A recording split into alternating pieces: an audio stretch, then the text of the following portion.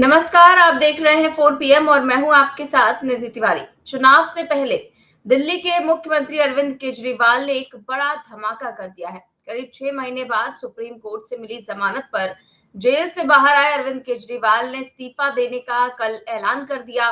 कार्यकर्ताओं को संबोधित करते हुए उन्होंने साफ कह दिया कि जब तक अब जनता दोबारा नहीं चुनती, मैं जनता के बीच जाऊंगा और वही मुझे दोबारा चुनेगी। फिलहाल के लिए मैं 2 दिन बाद इस्तीफा दूंगा। अब ये फैसला भले ही सभी को सरप्राइज कर रहा हो, सरप्राइजिंग लग रहा हो, लेकिन ये उनकी एक सोची समझी रणनीति का हिस्सा है, ऐसा राजनीतिक जानकार कह रहे हैं। और केजरीवाल ने एक इस्तीफे से कई सियासी निशाने साधने का बड़ा दांव चला है, ये भी कहा जा रहा है। कौन सा है वो दांव और उससे भाजपा को कैसे झटका लगेगा, इस पर आज हम चर्चा करेंगे। साथ ही साथ जब इस्तीफे का अब ऐलान हो ही गया है तो चर्चा इस बात की भी बढ़ गई है कि आखिरकार अगला मुख्यमंत्री कौन होगा दिल्ली का, और कई नामों पर चर्चा चल रही है। आज शाम को बैठक भी बुलाई गई है, तो जिसमें ये तय होगा कि दिल्ली का अगला मुख्यमंत्री कौन होगा। और यही इस समय का सबसे बड़ा सवाल है, और उससे भी बड़ा सवाल ये है कि केजरीवाल के इस दाव को बीजेपी कैसे झेलेगी। तो इन्हीं सारे सवालों के जवाब हम जानने की कोशिश करेंगे और इस पर चर्चा करेंगे। और इस चर्चा में हमारे साथ मौजूद हैं प्रोफेसर अखिल स्वामी सर। सर, बहुत बहुत स्वागत है आपका। जय संविधान। तो जय संविधान। जी, तो सबसे पहले मैं अरविंद केजरीवाल का कल का बयान एक बार दर्शकों को सुनवा देना चाहूंगी, फिर उसके बाद चर्चा शुरू करते हैं। पूछना चाहता हूं, मैं देश की जनता से पूछना चाहता हूं कि क्या केजरीवाल ईमानदार है कि गुनाहगार है। दोस्तों, 2 दिन के बाद, आज से 2 दिन के बाद मैं सीएम की कुर्सी से इस्तीफा देने जा रहा हूं।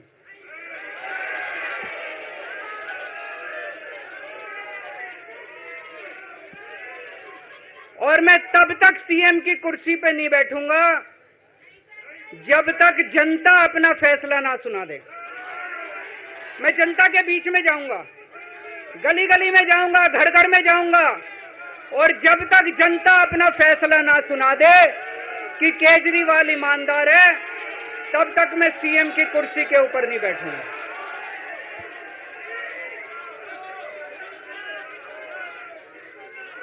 आज से कुछ महीने बाद चुनाव है, दिल्ली के चुनाव है। मैं जनता को निवेदन करना चाहता हूं, अपील करना चाहता हूं, अगर आपको लगता है केजरीवाल ईमानदार है, मेरे पक्ष में वोट दे देना।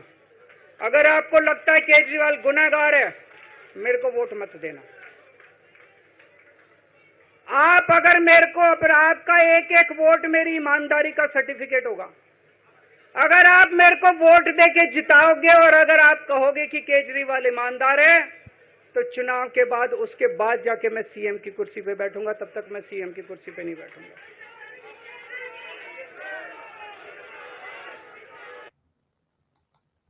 तो सर, ये कल ऐलान किया अरविंद केजरीवाल ने, उसके बाद से ही चर्चाएं तेज हो गई, देश की राजनीति एकदम गर्म हो गई। हर तरफ यही डिबेट, यही चर्चा कि आखिरकार केजरीवाल ने किस रणनीति के तहत ये ऐलान किया है और आखिरकार इसके पीछे की क्या वजह हो सकती है और इसका असर क्या होगा।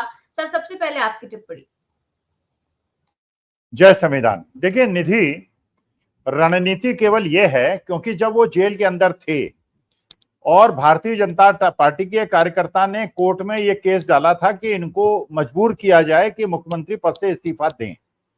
हाईकोर्ट ने निर्णय लिया था कि ऐसा कोई संविधान में प्रावधान नहीं है कि अगर कोई व्यक्ति जेल में आरोपी के रूप में है, अगर वो दोषी के रूप में हो तो बात दूसरी है। अगर आरोपी है और उसका ट्रायल ही न शुरू हुआ हो तो उसे जरूरी नहीं है कि वो मंत्री और मुख्यमंत्री पद से इस्तीफा दे। तो उस समय अरविंद केजरीवाल ने पद से इस्तीफा नहीं दिया था। अब जब इन्हें बेल मिली है और जो सुप्रीम कोर्ट ने इसमें शर्तें लगाई हैं, वो शर्तें ऐसी हैं। देखिए, वास्तविकता में कोई भी मुख्यमंत्री हो या कोई भी राजनीतिक क्षेत्र का आदमी हो, उसका कर्तव्य है जनता के प्रति। अब जनता के प्रति एक तो जो पहले संविधान पीठ ने निर्णय लिया था कि मुख्यमंत्री ही उत्तरदायी होंगे, वही निर्णय लेंगे, वही लोकतांत्रिक रूप से चुने हुए हैं, उसे अध्यादेश के मामले में भारतीय जनता पार्टी के होम मिनिस्ट्री ने उसको चेंज कर दिया था और एलजी को सारी ताकतें दे दी थी। अब सवाल यह है कि एक तो पहली सारी ताकतें एलजी के पास हैं, फिर अरविंद केजरीवाल पे ऐसी कंडीशन लगा दी सुप्रीम कोर्ट ने कि वो ना दफ्तर जा सकते हैं, ना फाइल पे दस्तखत कर सकते हैं, ना कोई निर्णय ले सकते हैं। तो इसका मतलब एक तरह से उनको मुख्यमंत्री पद से हटा दिया, जेल बेल जरूर दे दी और उनसे कहा कि आप कन्वेंसिंग कीजिए, आप जाके चुनाव प्रचार कीजिए। मुख्यमंत्री पद जो है इनडायरेक्टली सुप्रीम कोर्ट ने कहा कि मुख्यमंत्री पद पे मत बैठिए क्योंकि हमने आपको बेल दे दी है, कन्वेंसिंग कीजिए। अब वो कन्वेंसिंग करेंगे, अब कन्वेंसिंग कहां करेंगे, दिल्ली करेंगे, हरियाणा करेंगे, इस पे मुख्य प्रश्न आता है। रणनीति उनकी बिल्कुल साफ है कि जनता के सामने दो विकल्प उन्होंने दे दिए। अब जो लोग इनको ईमानदार समझते हैं वो उनको वोट देंगे, जो उनको ईमानदार नहीं समझते हैं वो कांग्रेस और भारतीय जनता पार्टी के अंदर विभाजित होंगे दिल्ली के अंदर। अब अकलमंदी किस बात की है कि हरियाणा के अंदर और बाकी गुजरात के अंदर और दिल्ली के अंदर इंडिया गठबंधन बरकरार बना रहे, इसके लिए आवश्यक यह है कि आपसी समझौते से कांग्रेस और आम आदमी पार्टी एक दूसरे के खिलाफ वक्तव्य न दे, एक दूसरे को नुकसान न पहुंचाए। क्योंकि अगर एक दूसरे को नुकसान पहुंचाने के चक्कर में कहीं भारतीय जनता पार्टी सत्ता में आ गई तो ना तो अरविंद केजरीवाल उसको झेल पाएंगे, ना उसको कांग्रेस झेल पाएगी। ये मैं बिल्कुल स्पष्ट कहता हूं। आज की लड़ाई जो है वो बड़ी लड़ाई है, वो छोटी मोटी लड़ाई नहीं है। वो अरविंद केजरीवाल, अखिलेश यादव, तेजस्वी यादव, राहुल गांधी की लड़ाई नहीं है। ये लड़ाई है लोकतंत्र को बचाने की और संविधान को बचाने की। तो जहां बड़ी एक लड़ाई लड़ रहे हैं आप लोग, उस समय आपको दूरदर्शिता से देखना चाहिए, बड़े नजरिए से देखना चाहिए। छोटी मोटी चीजों पे कंप्रोमाइज करके हरियाणा के अंदर कांग्रेस को जीतने देना चाहिए अरविंद केजरीवाल को, और दिल्ली के अंदर कांग्रेस को आम आदमी पार्टी के साथ कंधे से कंधे मिला के लड़ना चाहिए, जिससे भारतीय जनता पार्टी न जीते। जी, उम्मीद तो यही की जा रही है कि काश यही रणनीति हो केजरीवाल की कि बीजेपी को हराया जा सके। और देखिए सर, इसके बाद क्योंकि मैंने कहा कि सबसे बड़ा सवाल यही है कि अगर अरविंद केजरीवाल इस्तीफा देते हैं तो फिर उनकी जगह पर सीएम कौन बनेगा, तो कौन होगा सीएम ये तो आम आदमी पार्टी तय करेगी। लेकिन फिलहाल मैं आपसे ये पूछना चाहूंगी ये कौन होना चाहिए। देखिए, कौन होना चाहिए एक अलग मुद्दा है, कौन होगा मेरा अनुमान यह है, जो अरविंद केजरीवाल की राजनीति को मैंने देखा है वो मुख्यमंत्री कुलदीप कुमार होगा।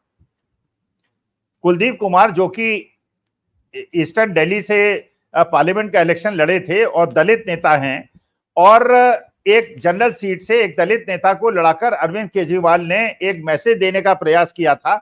और अगर कुलदीप कुमार को मुख्यमंत्री दिल्ली का बना देते हैं तो पूरे हिंदुस्तान के अंदर एक मैसेज जाता है जो आज के तारीख में कांग्रेस के साथ है बहुत ज्यादा।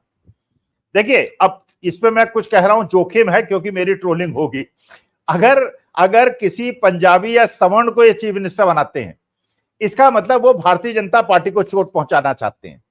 और अगर वो कुलदीप कुमार को मुख्यमंत्री बनाते हैं, इसका माने वो कांग्रेस को चोट पहुंचाना चाहते हैं। क्योंकि आज के तारीख में जो वोट बैंक है वो पूरी तरह से बटा हुआ है।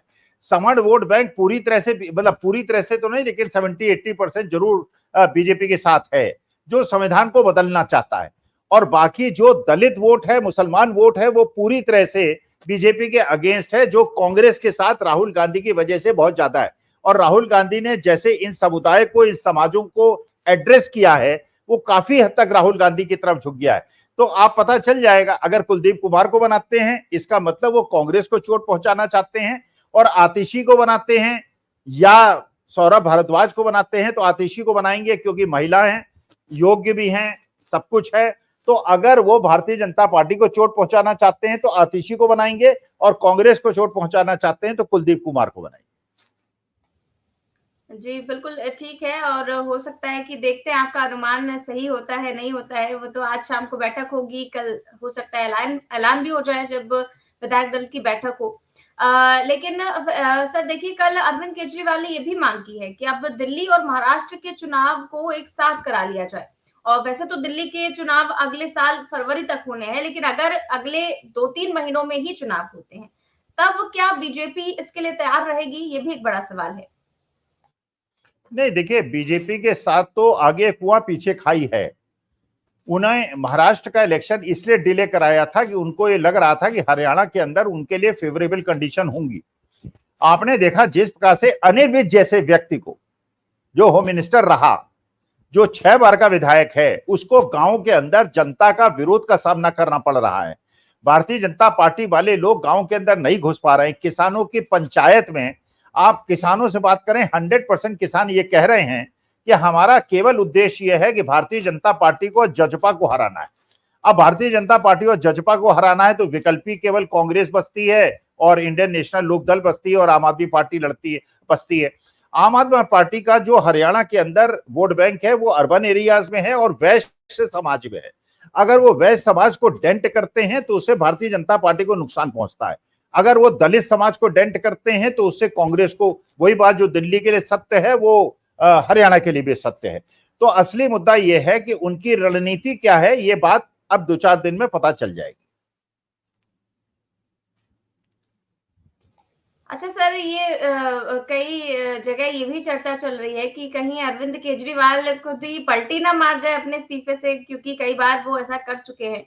क्या आपको लगता है कि वो इस्तीफा देने से पलटी भी मार सकते हैं क्या, कि होगा ही इस्तीफा कर? नहीं, पलटी तब मार सकते हैं, पलटी तब मार सकते हैं जबकि सुनीता केजरीवाल को वो दिल्ली का मुख्यमंत्री बनाए। अब देखिए, अब वो आईआईटी के पढ़े हुए, आईआईटी खड़गपुर के, तो दिमाग तो उनका तेज होगा, ऐसा मैं सोचता हूं। अरे सुप्रीम कोर्ट ने यही कहा है ना कि फाइल पे दस्तखत नहीं करेंगे, मुख्यमंत्री आवास में नहीं जाएंगे, मुख्यमंत्री को कोई आदेश नहीं देंगे। अब अगर पति पत्नी एक घर के अंदर रहेंगे, अब सुप्रीम कोर्ट कोई सीसीटीवी लगा के तो देखेगा नहीं कि पत्नी से बात ब्रेकफास्ट पे क्या कर रहे हैं और डिनर में क्या कर रहे हैं, लंच में क्या कर रहे हैं। अगर सुनीता केजरीवाल को मान लीजिए मुख्यमंत्री बना देते हैं तो उसके बाद उनको क्या परेशानी है, फिर तो वो अपना आराम से बैठ सकते हैं। तो लेकिन मुझे ऐसा लगता है कि जो स्थिति लगती है वो अपना इस्तीफा वापस नहीं लेंगे, क्योंकि वो एक माइंड गेम खेल रहे हैं और उस माइंड गेम में जो उन्होंने चाल चली है वो चाल उनको फायदा पहुंचा रही है और ये फायदा पहुंचा देगी, क्योंकि कांग्रेस भी, मैं उनके स्टेटमेंट भी देख रहा हूं कांग्रेस वालों का और भारतीय जनता पार्टी वालों का, उनका एक ही प्रश्न है, 48 घंटे क्यों मांग रहे हैं?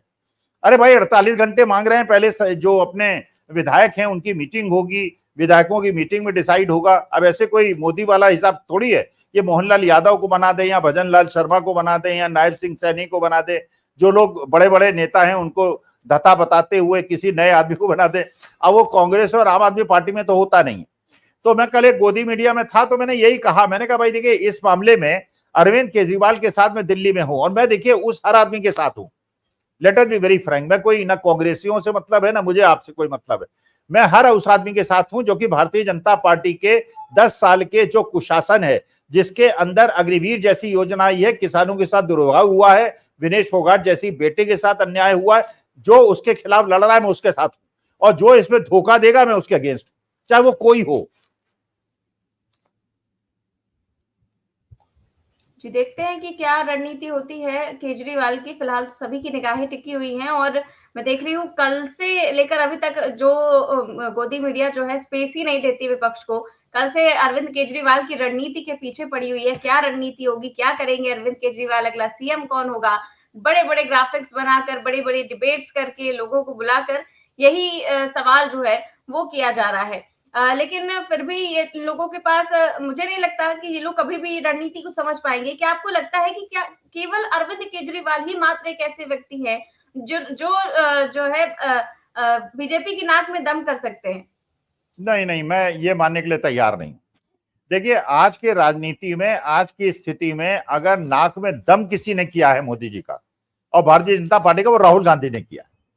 देखिए, राहुल गांधी ने कई तरीके से भारतीय जनता पार्टी को घेरा है।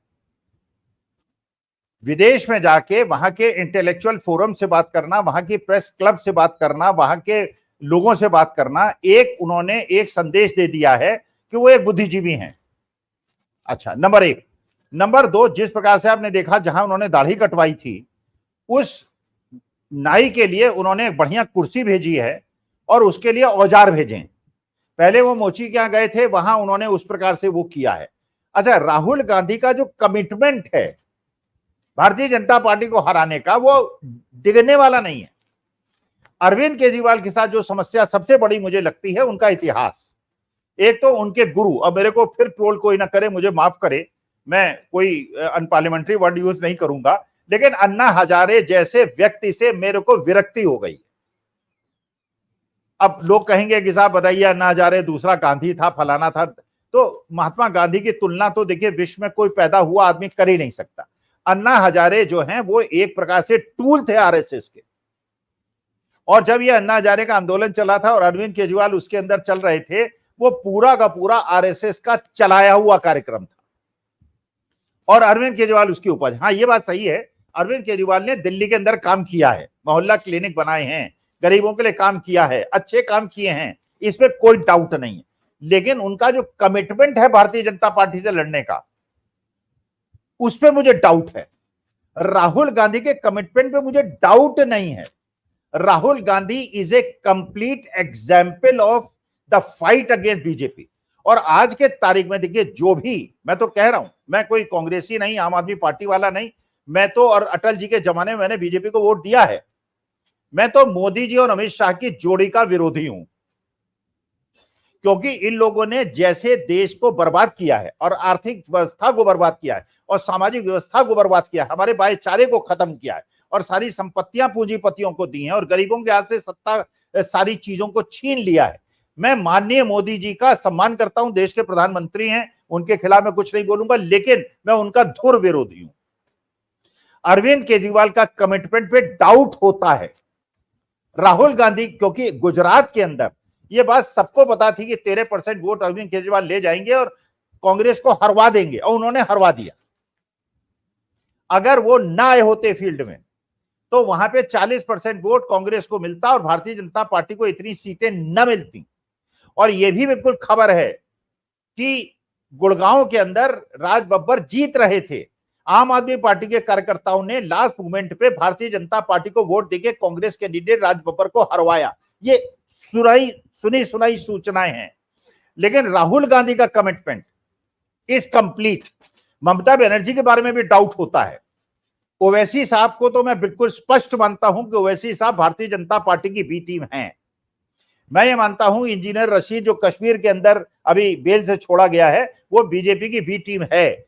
राहुल गांधी का कमिटमेंट और राहुल गांधी ने जिस प्रकार से रणनीति बनाई है, अगर वास्तविकता में बीजेपी से लड़ना है तो राहुल गांधी से बेहतर नेता हिंदुस्तान को मिल नहीं सकता। अब कोई ये मेरे को ट्रोल करना चाहे कर दे, लेकिन मैं सच्ची बात दिल से बोल रहा हूं, बाकी ट्रोल होता हो तो क्या करूं। जी, वहीं पर सर, ये जो इस्तीफे की बात चल रही है, इस बीच आम आदमी पार्टी ने प्रेस कॉन्फ्रेंस की है। सौरभ भारद्वाज है, वो क्या कुछ कह रहे हैं इस्तीफे को लेकर और आगे की रणनीति को लेकर, वो भी अपने दर्शकों को एक बार मैं सुनवा देती हूँ। आगे क्या टाइमलाइन क्या है, सीएम कब इस्तीफा देने जा रहे हैं, विधायक दल की बैठक कब होगी, एलजी से मुलाकात कब होगी, नए नाम की चर्चा, ये कम से कम टाइमलाइन बता दीजिए। मोटे तौर पे टाइमलाइन ये है कि कल ये फैसला मुख्यमंत्री जी ने जनता के बीच में रखा है। कल इतवार था, आज ईद की छुट्टी है, लिहाजा कल यानी कि मंगलवार को जो पहला वर्किंग डे आता है उसमें मुख्यमंत्री अपने इस्तीफे को दे देंगे। और इस्तीफा जैसे ही मंजूर होगा उसके बाद विधायक दल की जो है बैठक होगी। विधायक दल अपना एक नेता चुनेंगे। जो नेता चुना जाएगा वो अपना स्टेक टू पावर, जो अपना क्लेम है, वो उपराज्यपाल के माध्यम से राष्ट्रपति को अपना क्लेम देंगे। क्योंकि कोई ऐसी दिक्कत नहीं है, हमारे 60 विधायक हैं, तो जाहिर सी बात है उनको बुलावा आएगा, और जब वो बुलावा आएगा तो फिर वो जो है अपनी शपथ लेंगे। तो इस तरीके का है, और मुझे लगता है कि ज़्यादा दिन नहीं, एक हफ्ते के अंदर ये सारी की सारी प्रक्रिया हो जानी चाहिए। विधानसभा का एक्शन प्लान क्या होगा, किस तरीके से वो काम करेंगे, क्या कुछ रहेगा? अब तो भाई जो आएंगे वही काम करेंगे, वही एक्शन प्लान बताएंगे। अगर एक्शन प्लान भी मैं ही बना दूं उनका तो फिर कैसे चलेगा। केजरीवाल ये कह तो रहे कि जनता के बीच में जाएंगे, जनता से ईमानदारी का सर्टिफिकेट मिलने के बाद वो सीएम की कुर्सी पे रहेंगे, लेकिन ये आरोप लग रहा है कि एक राजनीतिक मजबूरी थी आप लोगों को, महिलाओं को 1000 रुपया देना है, वो जब तक कैबिनेट की बैठक नहीं होगी, उसमें पास नहीं होगा, तब तक नहीं हो सकता।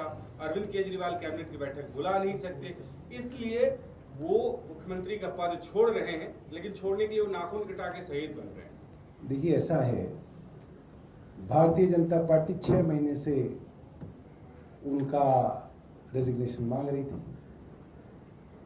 और वो ये कह रही थी रेजिग्नेशन इसलिए दो क्योंकि सरकार नहीं चल सकती जेल से, मगर जेल से सरकार अरविंद केजरीवाल ने चला के दिखाई।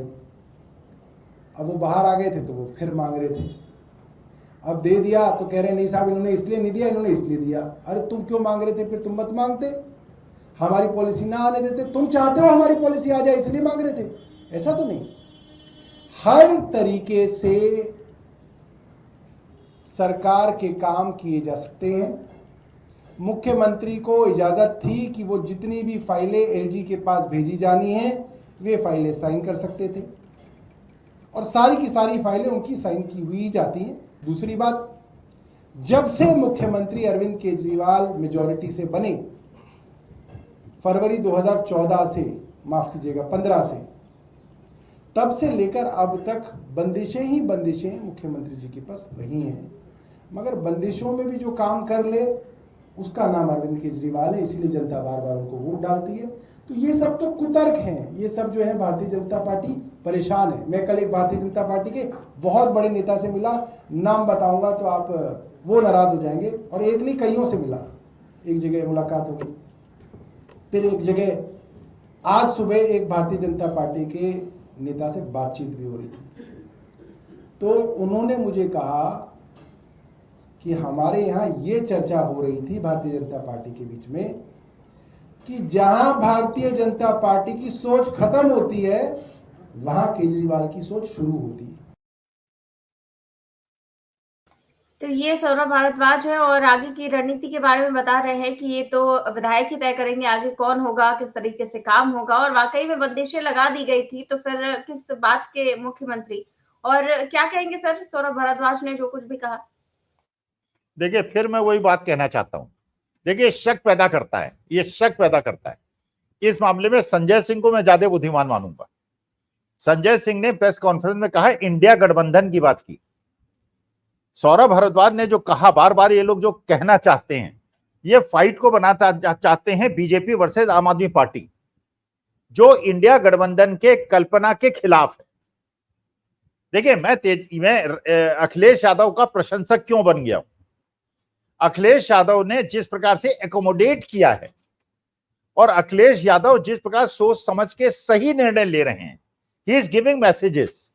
उत्तर प्रदेश के अंदर इसलिए भारतीय जनता पार्टी नहीं जीत पाई क्योंकि अखिलेश यादव ने बुद्धिमानी का परिचय दिया, संकीर्ण मानसिकता का परिचय नहीं दिया, और यही स्टालिन ने किया।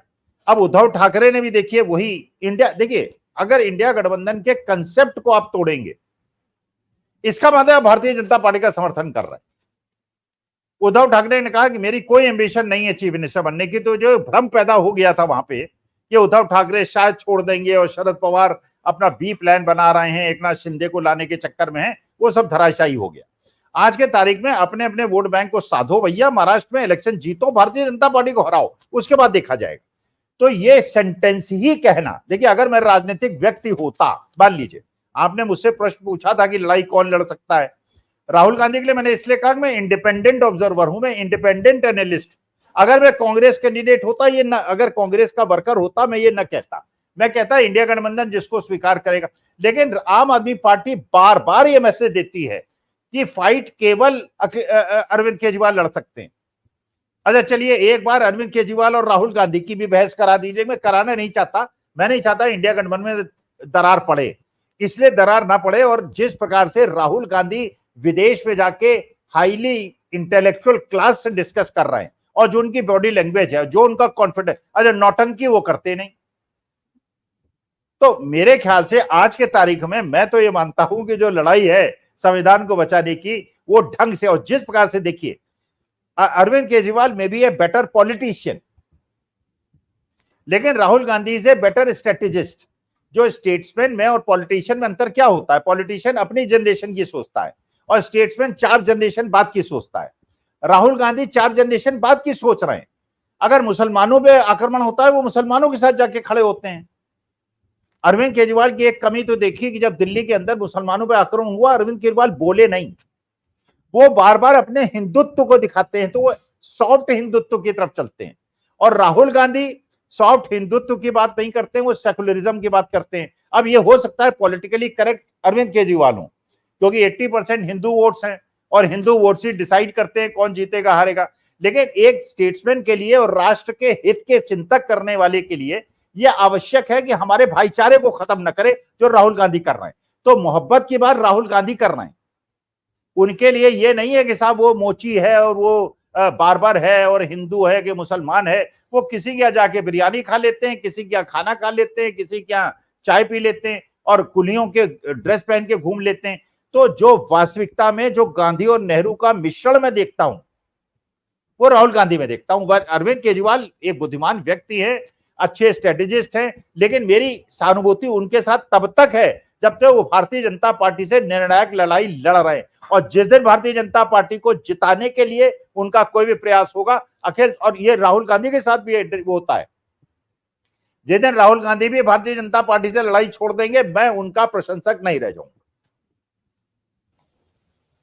सर, आप राहुल गांधी की इतनी तारीफ कर रहे हैं, लेकिन वहां पर बीजेपी के नेता हैं, मंत्री हैं वो, और रवनीत सिंह बिट्टू, वो आतंकवादी बता रहे हैं राहुल गांधी को, कह रहे हैं देश का सबसे बड़ा टेररिस्ट है और सबसे पहले तो इसी को पकड़ना चाहिए हमारे देश के पुलिस को। तो एक बार मैं उनका बयान सुनवा दूंगी, उसके बाद इस पर आपकी टिप्पणी लूंगी। लीजिए, राहुल गांधी खुद देश के नंबर 1 टेररिस्ट, अगर किसी को मेरे ख्याल से किस पे अनाम होना चाहिए पकड़ने के लिए, या देश का सबसे बड़ा दुश्मन जो जिसको लानना चाहिए एजेंसीज को, वो आज राहुल गांधी है। लीजिए, राहुल गांधी खुद देश के नंबर 1 टेररिस्ट, अगर किसी को मेरे ख्याल से किस पे अनाम होना चाहिए पकड़ने के लिए, या देश का सबसे बड़ा दुश्मन जो जिसको लानना चाहिए एजेंसीज को, वो आज राहुल गांधी है। तो सर मंत्री हैं और बीजेपी सरकार में, और बता रहे हैं कि राहुल गांधी देश के नंबर 1 टेररिस्ट, उन पर इनाम होना चाहिए, उन्हीं को सबसे पहले पकड़कर लाना चाहिए। क्या कहेंगे आप? भाई मैं तो कहूंगा कि बिट्टू साहब को तुरंत अरेस्ट कर लेना चाहिए, इसलिए नहीं कि उन्होंने ये स्टेटमेंट दिया है, इसलिए उन्हें अरेस्ट कर लेना चाहिए। 6 महीने पहले तक ये कांग्रेस में ही थे, ये मेंबर ऑफ पार्लियामेंट थे, ये सिटिंग मेंबर ऑफ पार्लियामेंट थे कांग्रेस के, और ये खानदानी कांग्रेसी है 40 साल से। तो अगर ये टेररिस्ट जानते थे कि राहुल गांधी टेररिस्ट है और राहुल गांधी के नेतृत्व में लोकसभा के अंदर बैठते थे 6 महीने पहले तक, तो ये भी टेररिस्ट हुए। अगर टेररिस्ट है तो अपने मंत्री पद से इस्तीफा दें। अच्छा, लोकसभा के अंदर जब ये जनता के सामने गए तो जनता ने इनको चुनाव हरा दिया, वरना ये ना हारते। अगर ये कांग्रेस से लड़ते तो जीत जाते, इन्हें बनना था मंत्री, तो लोकसभा का चुनाव हार गए, राज्यसभा में आके मंत्री बन गए, और ये 6 महीने पहले तक कांग्रेस में थे। तो इसका माने इनके लिंक्स हैं टेररिस्ट से। अगर ये सच कह रहे हैं तो, और झूठ कह रहे हैं तो माफी मांगे, और सच कह रहे हैं तो जेल जाएं। ये सर माफी मांगना और जेल जाना, सर ये सब बीजेपी नेताओं का काम थोड़ी ना है। आप अच्छे अरे से सत्ता बदलेगी फिर जाएंगे, सत्ता हमेशा थोड़ी रहेगी जी। बाद में भले चले जाए, तब शायद वो बीजेपी में भी नहीं रहेंगे, वो दूसरी पार्टी में चले जाएंगे। नहीं, फिर ये मैं कांग्रेस वालों को आपके माध्यम से आगाह करना चाहता हूं, ऐसे लोगों को अगर आपने पार्टी में लिया, मेरे से बड़ा क्रिटिक आपको कोई नहीं मिलेगा।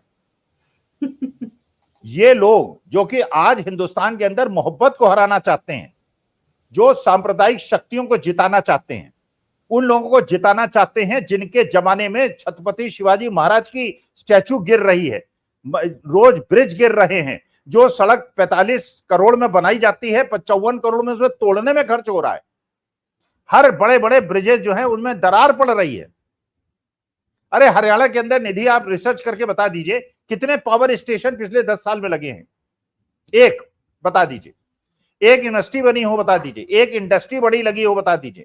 बेरोजगारी का केंद्र बना दिया हिंदुस्तान को आपको। और ये बिट्टू साहब जैसे लोग, वास्तविकता में अगर इनको कांग्रेस लेगी वापस, तो मैं उसी दिन राहुल गांधी का विरोध शुरू कर दूंगा। जी, तो देखते हैं भविष्य में क्या कुछ होता है। फिलहाल प्रेजेंट में तो हरियाणा चुनाव में बीजेपी का इतना बुरा हाल है कि प्रधानमंत्री जी गए, पहले दिन वहां पर जो है रैली करने के लिए संबोधित किया उन्होंने लोगों को, और वहां पे भी वो ऐसी उटपटांग बातें कर रहे थे कि लोगों की हंसी ना जो है रुके उनकी बातों से। आपने सुना होगा, नहीं सुना होगा तो मैं बता दूं कि वो कह रहे थे कि जैसे कर्नाटक में वो बजरंगबली के नाम पे वोट मांग रहे थे, वहां पे गए तो गणेश भगवान के नाम पे वोट मांग रहे, और कह रहे कर्नाटक, मतलब कांग्रेस तो तुष्टीकरण की राजनीति इतना ज्यादा करती है और उनको किसी चीज से कोई फर्क नहीं पड़ता है, उन्होंने तो भगवान गणेश को ही जेल में डाल दिया। आपको लगता है कोई भी गणेश जी को, भगवान को सलाखों के पीछे डाल सकता है? और उसके बाद जब उनकी बात की सच्चाई सामने आई तो ये था कि कर्नाटक में बीजेपी के जो कार्यकर्ता थे, नेता थे, वो प्रदर्शन कर रहे थे और अपने सर पर गणेश जी की मूर्ति रखे हुए थे। राजनीतिक प्रदर्शन में ना कोई वहां पे गणेश जी का विसर्जन था, ना कोई पूजा पाठ थी, केवल इसलिए कि वो सुरक्षित तरीके से निकल सके, तो इसलिए गणेश जी की मूर्ति अपने सिर पर रखकर प्रदर्शन कर रहे थे। पुलिस ने उठाया, अपनी पर्सनल वैन में रखा, जाकर विसर्जन किया। और अगर इन लोगों के हाथ में होती तो मूर्ति तो खंडित भी हो सकती थी, तो पाप तो ये लोग कर रहे थे। और मोदी जी, आपको नहीं लगता कि इतनी हल्की बातें करके खुद को बहुत नीचा दिखा देते हैं? देखिए, मोदी जी तो वास्तविकता में वो बछिया को लेके उन्होंने पता नहीं वो क्या हो रहा था, फोटो शूट हो रहा था, पूरे दिन वो फोटो शूट चला।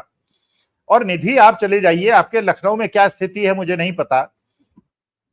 हमारे शहर में हर जगह, पूरे हिंदुस्तान में गाय जिस प्रकार से बेसहारा घूम रही हैं, भूखी घूम रही हैं, उनके पेट में 35-35 किलो प्लास्टिक निकल रही है। और ये गौ जो रक्षा करने वाले लोग हैं, ये क्या गौरक्षा कर रहे हैं, ये दलाली खा रहे हैं या बीफ कंपनियों को कर रहे हैं? देश का एक्सपोर्ट बढ़ता जा रहा है, भूखी घूम रही है गाय, किसानों के खेत चर रहे हैं सांड और गाय। तो वास्तविकता यह है, उस बच्चिया को ऐसा प्यार कर रहे हैं। अरे वो बच्चिया बेचारी, उसकी एक आंख बंद हुई चली जा रही है। अरे ये झप्पी लगाना जो है ना, अब जबरदस्ती किसी को झप्पी लगाएंगे। अब आप लोगों को ज्यादा पता होगा बैड टच और गुड टच। मेरे ख्याल से अगर बच्चिया बोल सकती तो उससे पूछते, वो कहती है बैड टच था, it was not a good touch. बिल्कुल सर, सही कह रहे हैं आप। और यहाँ पर आपकी मैंने पहले ही कमेंट पढ़ लिया था और लिखा था कि अखिल स्वामी जी मतलब गंभीर टिप्पणी के साथ हमें हंसाते भी रहते हैं, मनोरंजन भी करा देते हैं, तो बड़ा मजा आता है। नहीं, मैं हास्य कलाकार नहीं हूँ, मैं हंसाता वसाता नहीं हूँ, मैं दिल से बोलता हूँ। मैं अपनी क्लास में शिक्षक, मेरे अगर शिष्य भी कोई सुन रहा होगा वो जानता होगा, मैं ऐसे ही करता था। देखिए, संवाद स्थापित करने के लिए आपको अपने दर्शक श्रोता से अपने बिल्कुल एक तरह से जैसे मित्र बात करते हैं। मैं 72 साल का दिखाऊं, वो 25 साल के, वो संवाद कैसे स्थापित होगा? उनको लगना चाहिए मैं उनका मित्र हूं। मैं तो अपने छात्रों से कहता था, ये मत समझो यार मुझसे डरो मत यार, तो मुझे क्रिटिसाइज करना है क्रिटिसाइज करो, जो मना है सो करो, भाई ये पढ़ाई करो यार, पढ़ाई नहीं करोगे तो मैं छोड़ूंगा नहीं। और ये है, आज भी वही मैं करता हूं। तो मैं कोई हास्य कलाकार नहीं हूं, हंसी वसी नहीं करता, लेकिन इसलिए कि आप लोग मेरे परिवार के लोग हैं, आप तक मेरी बात पहुंचे इसलिए इस तरह से बात करता हूं। बिल्कुल सर, इसीलिए लोग आपको पसंद करते हैं। और मैं कमेंट देख रही तो इतने भारी भरकम कमेंट, आपके फैंस इतने भरे पड़े हैं।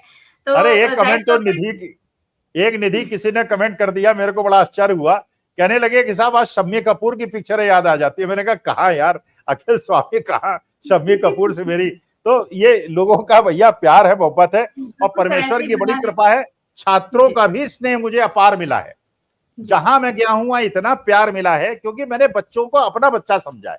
जैसे मेरे टीचर्स ने मेरी बचपन में मेरे को पीट पीट के ठीक किया है, मैंने अपने बच्चों को, आईएएस और मिनिस्टर्स के बच्चे होते थे, अगर मैंने उनसे कह दिया कि खड़े रहो सीधे, तो खड़े रहते थे।